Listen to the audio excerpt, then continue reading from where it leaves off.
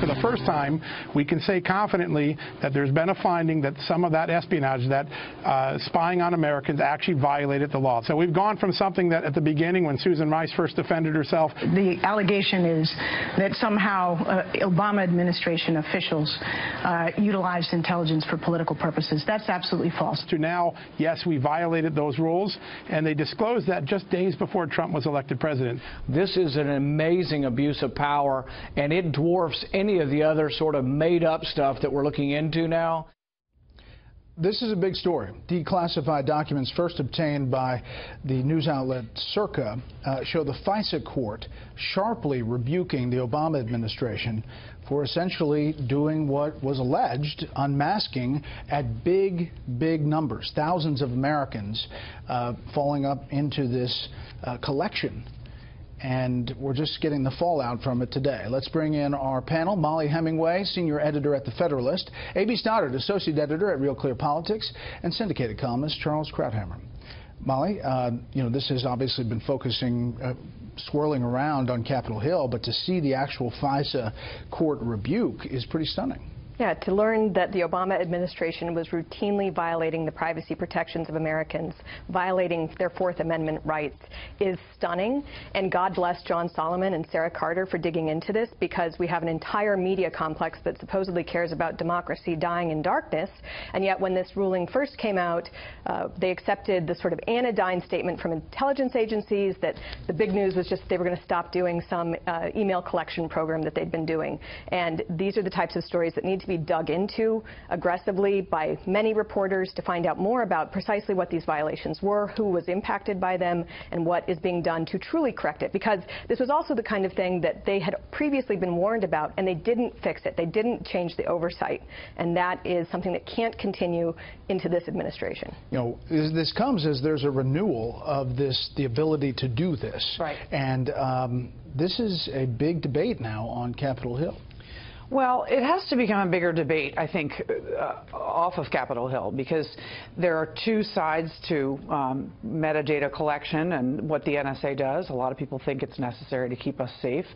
I don't know if it grew by 3 times the amount of collection, I don't know that many numbers were all for political purposes, but the point is, what's so glaring about the FISA court opinion is it actually says that they never actually adopted the compliance mechanisms that they were required to in 2011. So they were pretending they were complying, but they didn't even put a system in place for the oversight that was required of them.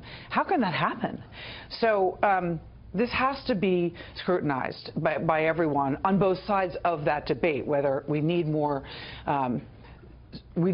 collection or we need less. But it falls into the current investigations as well in this context. I mean, it's the end of the Obama administration. It has exponentially increased this unmasking, if you will, and the FISA judges blasting the NSA's institutional lack of candor, adding this is a very serious Fourth Amendment issue.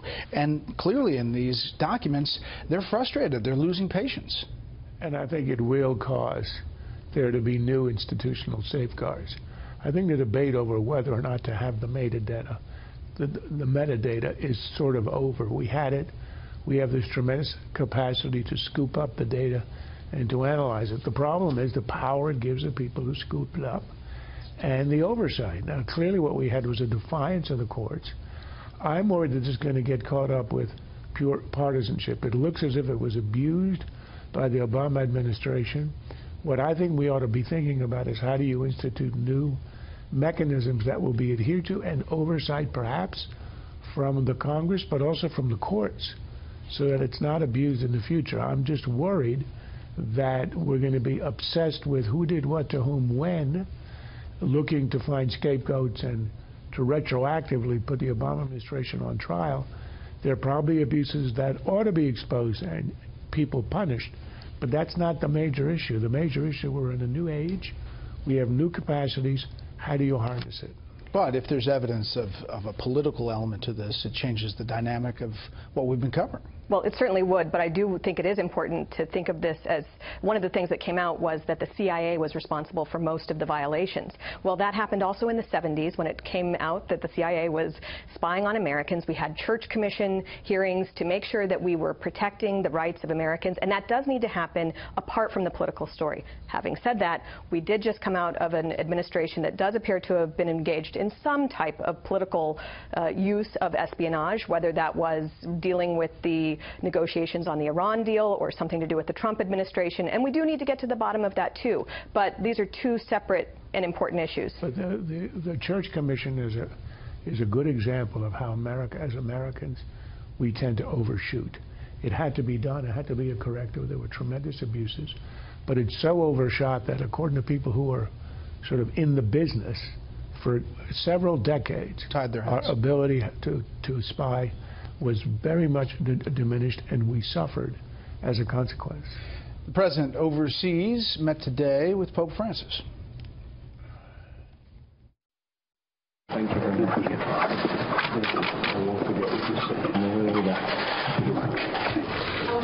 Thank you. Great. He is something. He is really great. We had a fantastic meeting and we had a fantastic tour. It was really beautiful. We're liking Italy very much. The Prime Minister, everybody. But we're liking Italy very, very much. And it was an honor to be with the Pope. I won't forget what you said. Everyone's trying to figure out what he said. We don't know as of yet. But you look at these images from this trip so far, AB, and you have the meeting with the Saudis. You have the stop in Israel and the Western Wall and the meeting with the Pope. 3 major religions. And the images of this trip so far. Your thoughts? I think it's gone very well for the president, and I think it was very ambitious, high risk but high reward. That bad things could have happened, some stumbles, but they didn't. The planning was done in advance, which is really important, and a lot of people had a lot of doubts about what would be arranged in advance, what the front work would be, what they'd show up in Saudi Arabia with, how they'd pull it off. The speech was well written there, and the other speeches. It really is. It's interesting, just ironic that he was dreading it. He wanted to cut the trip back from 9 days to 5, and he really seems in his element. You're saying he really he should go to 15? I think he's really enjoyed the trip. I wouldn't be surprised that he sees it as a success and wants to stay away from the shores and take more trips just like it. Charles? Look, I understand the theme of the 3 great religions, trying to tie them all together to make it look somewhat non-political. But the real story is not the Vatican. It's not even the Israeli trip. It's the realignment of American policy over Iran, getting this 50 Sunni nations lined up with Saudi Arabia behind us. This is a new day in the Middle East, and it's going to have reverberations for many years. That's the story. It's a new Middle East right now. America is back. That's the story, and the consequences are going to be immense. Now he's heading to NATO. It may be a different reception in Europe than perhaps he got in Israel and Saudi Arabia, but he is going to take this pay your bill message to NATO. Yeah, one of the more interesting things that came out today was that Donald Trump is actually getting these nations to lay out exactly how they're going to get to their 2% commitment that they've already agreed to do. That's something that not only President Obama didn't get done, but something that presidents going back to Reagan have tried to accomplish and have been unable to accomplish. So we're getting some indication that countries are taking it more seriously, and they should, because if they claim that Russia is such a big threat, they should actually align their budgets and their defense positions to match what they're claiming.